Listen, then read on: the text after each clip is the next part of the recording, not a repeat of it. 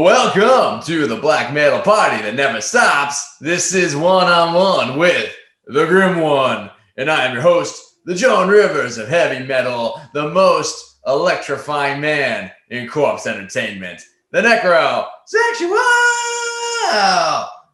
And joining me on this morbid talk, we have a screamer from Canada. He is the vocalist of Cryptopsy, as well as the host of the Vox and Hops podcast, where he talks about vocalists and beer and all sorts of metal shit in between. And he's also a bit of a writer that we'll be talking about later on tonight. So please join me in welcoming Matt McGachy from Cryptopsy. How the hell are you, Matt?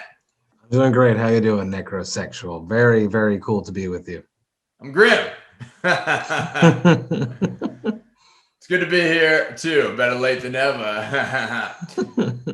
So, Matt, this is one-on-one with the Grim One. So among the topics that we preside over, we take a little minute or two each episode to talk about one album that holds a special place in your heart. So I want to know, Matt, what album have you chosen to have this musical dissection with? Yes, of course, but because you're with me, we have to start with a beer. Okay. And I'm starting with, I'm doing Sober February right now, which is dating this interview, but this is Ralbuck's. It's their Matinee Extra Light. It is a non-alcoholic IPA. It is absolutely beautiful. I'm going to crack this open. Ooh. Pour this out. It's a beautiful beer from a great brewery from here in Quebec, where I'm from. I love them. They have one of the best reps in the game, too. Yeah. Cheers. That's how you know you're a real beer freak. You have the non-alcoholic stuff. Woo-hoo. Yes, exactly. Yeah. So it's still got a tropical bite. Feels like a beer, which is very hard to do with the non-alcoholic stuff. But this is one of the best going on here. Album, though. I would love to talk about The Haunted Made Me Do It. I love this record. It has a special place in my heart. And that's why I chose it. It's an album that I've loved since the first time I've heard it. And I still listen to it regularly. Yeah, that album certainly gets its hooks in you, and I listened to it leading up to this interview, and really, I got my 10th grade yearbook picture taken when I was a teenage necrosexual wearing the Haunted shirt. So I, too, was a fan in my teenage years, but to be honest, I haven't really listened to it since then, and I gotta say, the songs were just as memorable, the hooks were just as, it was like I listened to it yesterday, which shows that a fine album, just like a fine wine, will withstand the test of time. So take me back, baby. Where were you? When was it? What was your first impression when you got your heavy metal cherry popped by The Haunted? I got into it a little bit later. It was when I was in my band. Before Cryptopsy, I was in a metalcore band called 3 Mile Scream. I lived outside of the city of Montreal, where I'm from, so I used to always have to get a lift to the train to get back home. So my guitarist at the time, Ben Ayotte, shout out if you're watching, had this CD, a burned copy. I'm sure he had downloaded it from the internet illegally. And this is the first time I heard this record. And right from the intro, that the harmonized guitars and that pounding intro that leads into Bury Your Dead just blew my mind. I was completely obsessed, to the point where I sort of stole his CD without asking him before jumping onto the train. I just sort of took it because I was in the back seat and his CD case was there. And I just sort of borrowed it and gave it back to him, a week or two later after having digested it. But I was addicted. There's something about the riffs. The riffs really speak a lot on that record. They're super memorable, even to this day. Marco's vocal delivery is ferocious.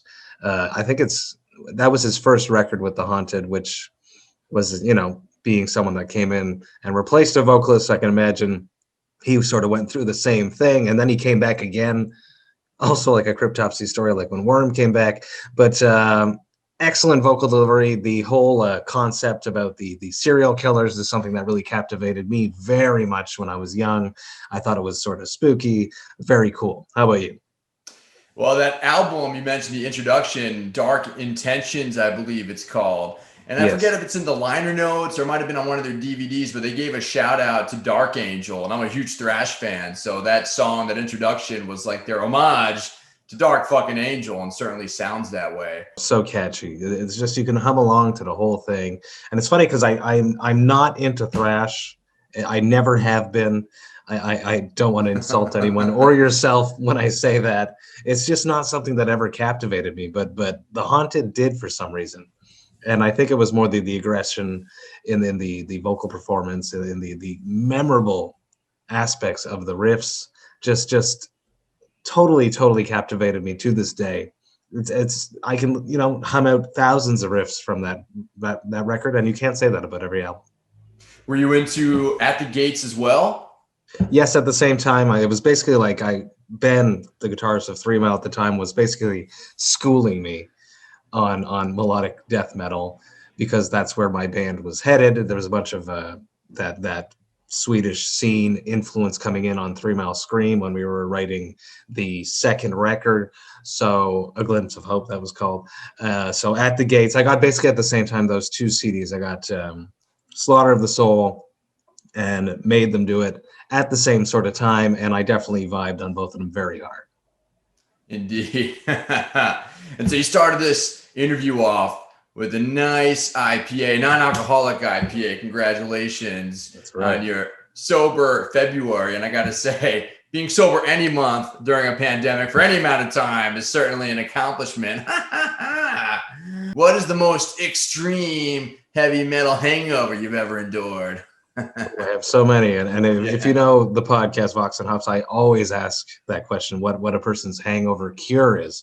So I've had many nasty hangovers, but most of the time I just sort of suffer in silence. There have of course been times on tour when we have a bit too much fun, and then the next day is a tad brutal. But we always have to go out there and do our job and perform, because just because we had fun doesn't mean that the crowd has to suffer from a shitty performance. So I strive to do that very well. But I've had some nasty hangovers in my life. Nothing too absolutely horrible. We've always survived. By 5 o'clock, normally everything is all right, and I'm reaching towards the next brew most of the time, but not this month. Is that your hangover cure? Just another 5 o'clock and another beer? No, it's super dangerous, actually. I just interviewed a doctor throughout my sober February, because the whole month of Vox and Hops' content is all sober. So all of the episodes are promoting a balanced relationship with alcohol. And for a long time, I wanted to sit down with someone who actually knows what the hell's going on when we do ingest alcohol. So I had a chat with this awesome dude who plays session bass for Ahab, the Doom Band, and his name is Christian Deegan. He has a master's and PhD in nutritional science, and he talked exactly about that. I spouted out all of the hangover cures that I've heard from the Vox and Hops alumni throughout the years, and he said that hair of the dog is an illusion. You just sort of start to feel better because you're just inebriating yourself again and numbing the pain. So it is it's sort of like putting a I'll see you later stamp on the hangover. And from experience, the hangover always is much, much worse with hair of the dog going on. So from the best thing to do is to just drink lots of water, because when you are hungover, it's because you are severely dehydrated and you're missing some minerals. So you got to eat good food and drink lots of water, and then hopefully try to get some rest, which is not always easy, because when you're hungover, for some reason, you can't even sleep. There you go, kids. So if you're listening out there or watching, listen to Dr. 3 Mile Scream. Drink lots of water. And in the meantime, suffering in silence is totally brutal. So it is. Bravo. It is, yeah. Especially I got little kids, so if they didn't drink the beers I did. Yeah, totally metal way to deal with it. And speaking of children, it's a funny segue. No, so something exciting is popping off in your world, as you are now a published author of children's books. So tell us about that. How did you get into the world of children's literature? Yes, well, so I'm not the main author. I just collaborated on two projects that my wife is a part of. She runs a company called Micelia Media, and her friend have released two books since the beginning of the pandemic. One of them is called Today We're Staying Home, and then just recently they launched their second book, which is called Hidden Rainbow. And I am a collaborator on the book because when I'm not screaming with Cryptopsy and when I'm not conducting interviews for the Vox and Hops Metal podcast, I am a full-time early childhood educator. So I take care of young children in a childcare establishment, a daycare worker in layman's terms. And I've been doing that for 16 years now. I've been working in the same center for 10 years now. So I use my expertise in educating young children to help craft the book to make it into a usable tool so that parents can help children open up and talk about their emotions in regards to coping with social isolation and all of the strange things that are happening in the world due to the pandemic. So really the first book was focused on a family staying at home and discovering the joys and the small things that you can do during a pandemic at home and still having fun. So, kids are kids and they're resilient and they will do amazing things, even in the strangest situations, if you think of anything that's happened in this world. But for us as adults, there's a lot of stress coming from ourselves that the kids feed off of. So we wanted to create that. The second book is more about using art as a way to express yourself and to let children express their emotions. Because sometimes it's a lot easier either to paint a picture, draw a picture of what you're feeling. As you get older, make some death metal to express how you're feeling, than to actually say the words. So we're trying to give everyone the tools to express themselves. So that's more so what the new book is about. So it's very exciting. Just launched now, and I'm stoked to see everyone's great responses. The art that was created for it was by Jeannie Vaughn, and her art is just beautiful, very vibrant colors, very well thought out, and I'm super stoked about it. So now that you've waded into these waters, is this something that you plan on continuing to do? Like, do you want to keep exploring this world of collaborating with your wife and making childhood education books? We have more in the works. It's just how Jessica is also the producer of Vox and Hops. So we basically go for walks with our family on the weekend, and those become our business meetings when we actually discuss our ideas. And we have lots and lots of ideas up in the air. And there is talks of a new book. We have a new idea. I think as long as we can be creative and it's still fun for us, we're going to keep doing it. And that's sort of how I've lived all of my creative endeavors. So that's why I keep doing Cryptopsy, because I still love creating extreme, brutal music with my brothers and touring the world and having fun doing that. That's why I still I've sat down with over 230 people to have chats for the Vox and Hops Metal podcast, and we're going to keep doing that with a multitude of new projects coming up. From screaming on stage in Cryptopsy, screaming at children at the heavy metal day job. I'm a very calm daycare educator. Yeah, you definitely give off that vibe. Very calm and collective. And anybody that works with children definitely has to have the patience of a saint or a very high tolerance. Who are your vocal heavy metal heroes? Oh, there's so many. And it's really, I've been very lucky to have toured with so many of them. So I just had a chat with one of them. I just had a chat with George of Cannibal Corpse. Huge influence on, dissecting the way that I do my gutturals, trying to form actual words.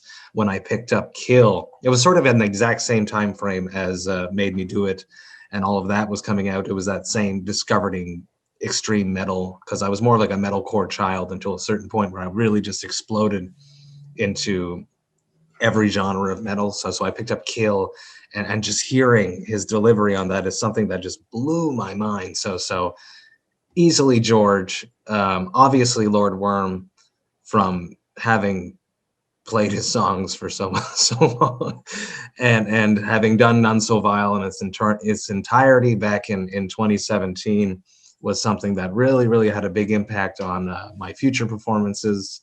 And then of course there's like Travis from Cattle. He's a fantastic vocalist. I had the chance of touring next to him and playing with him every night in 2013. So that rubbed off on me, of course, as well.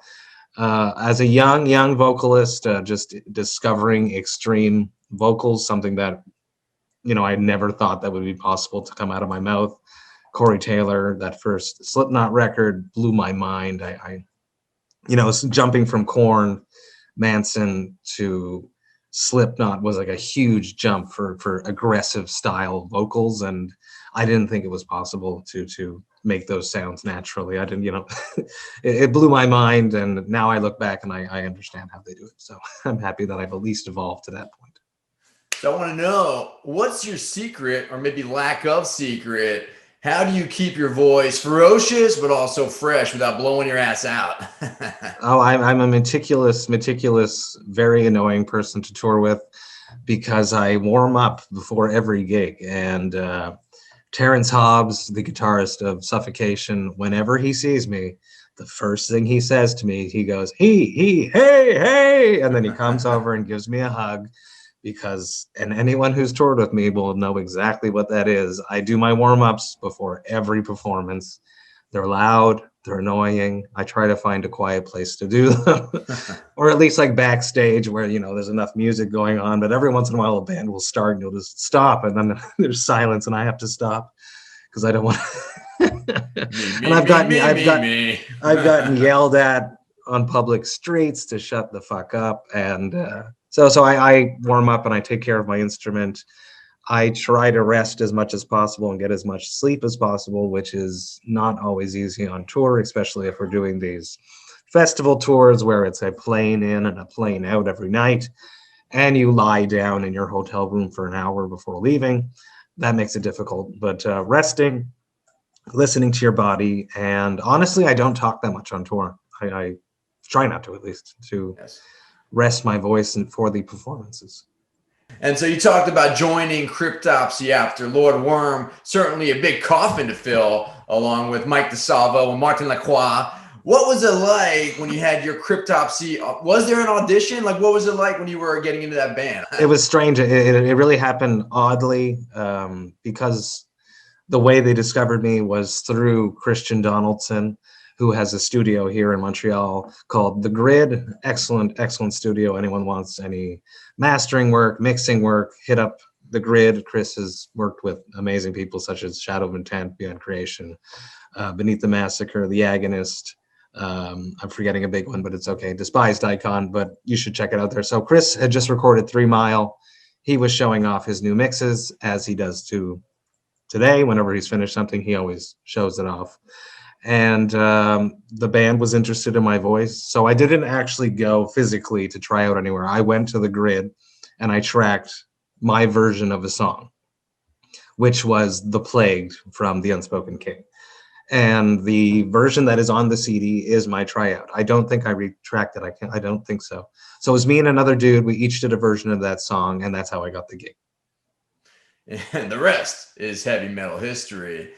And of course, that album, The Unspoken King, somewhat contentious among the heavy metal community. And I say, hey, are you really trying if you don't piss off a huge fraction of your audience? So bravo to you. But when you were recording that album, did you guys like consciously realize that it was going to be a little bit different, or was it just the way it turned out? Like, I'm always curious about the behind the scenes. The band was in a very fragmented state throughout The Unspoken King. The primary songwriter for many years in Cryptopsy was Jean Navassar. He wrote, you know, from Blasphemy, a portion of Blasphemy, most of None So Vile, Whisper, and then You'll Beg, a big part of Once Was Not, and then he was gone. So there was a bunch of like struggles of understanding who was in the kitchen. From what I wasn't there, so from what I've felt and observed and heard throughout the history, me stepping into the band, they already had most of the record written. I was never there as they were composing anything. They just presented me with songs and I performed on them. They had also told me, they said, we want you to have some clean vocals here. We want some screams here. So I was basically the new guy and I was following their directives. I thought it was very cool to be a part of Cryptopsy. I knew of Cryptopsy being from Montreal. I had played with Cryptopsy being in 3 Mile Scream. So I was stoked to be there and I wanted to make them happy. So that's what I did. My guitarist, on the other hand, Chris Donaldson, who was recording us, he knew very well how much this was different for Cryptopsy, and he was not stoked about it, and he still is not stoked about The Unspoken King. Well, at least he was an honest producer. What about you? How has it aged in your ears? I mean, it's your first. You always remember your first, right? Yeah, I I put my heart into that record. I really did my best. I and your didn't. throat. Yeah, I didn't understand death metal yet. I wasn't educated enough. I wasn't vocally experienced enough to deliver a Cryptopsy performance. I've listened to it. Some tracks are cool still. I doubt we'll ever play much material from The Unspoken King ever again. We never went back in that direction, and I doubt we ever will. But of course, you have the self-titled as well as the Book of Suffering, Tome 1 and Tome 2. That certainly sound a lot like the Cryptopsy that we all know and love, with your own signature growl on it. So what do you have planned in the future on the Cryptopsy front? We are writing a new full-length record right now. Right before the pandemic hit, we were in a cottage in the woods working on this new material, and then Trump pulled the plugs on all the international flights last March, and that's sort of when the world started to take COVID seriously. We were like in this cottage, just like on a pure high vibe, like writing, and then all of the world around us started falling apart. It was insane. So that sort of killed the mood a bit, but we just stayed there and put it all into the music. As I was mentioning earlier, we're using music as a cathartic experience to express our emotions instead of just drinking them, which we were also doing. And we've been working on it since then, and the guys are working really hard. Donaldson's been writing some sick riffs. I'm excited about the new direction. I have a whole concept for the lyrics. I'm ready to attack that as soon as the tracks are finished. I'm going to totally get that all set up, and then hopefully we can start recording it at some point this year and get it out there. Yes, the world needs more brutal death metal. It's extreme. Yeah, it's definitely still in the Cryptopsy vibe. It's always new because Cryptopsy is always new. We always try to evolve, but it definitely fits within the sphere of what Cryptopsy is. We're not going anywhere strange. There's some new elements that are being brought, but they still fit within the realm of Cryptopsy. Indeed. And you played in several bands outside of Cryptopsy. You spoke about 3 Mile Scream. Of course, we can talk about all the great highs and playing festivals and playing shows with your heavy metal heroes. But I want to know, was there ever a time when you were like, what's the fucking point? Oh, it's happened, of course. Yes. You know, there's always these gigs when there's nobody there. We don't talk about those ones. But the worst gig I've ever played, and I think I did talk about this recently on something else, was we played right outside of Montreal, funnily enough. It was this very small show in Granby, Quebec. The PA was absolute garbage. The stage was about 3 inches high. And halfway through our set, the PA blew up, but yet we continued. And there is a video of this on the internet somewhere if someone wants to find it. It is horrible. There was nobody there. It was a disaster of a night. But we still played. Was this Cryptopsy? Cryptopsy. Oh, jeez. The hell's wrong with you people? Yeah. It happens. It happens to everyone, and sometimes you got to make the right decisions in life. The show will go on. I'm glad it has for you. What do you want to say to all the heavy metal hellraisers who are watching out there? Yeah, I just want to encourage you to come hang out with me and my guests. Check out the Vox and Hops Metal podcast, which is available on all podcast platforms, and you can find that also on my website, voxandhops.com. That's VOXANDHOPS.com. I release 2 episodes a week with some of your favorite metal musicians. We hang out, we talk about their life, music, and of course, delicious craft beer. Lots of cool stuff coming up on the front in the world of Vox and Hops. And get ready for a new Cryptopsy record. Thank you, Matt, for going one-on-one with the Grim One, as well as thank you for giving yourself one hell of a plug. A better job than I can do. But check him out on the Vox and Hops podcast. And if you got little ones, maybe have them check out his book. This has been another transmission from the dark side with your host, the Necro and I will see you in hell. See you, baby. Cheers. Thank you.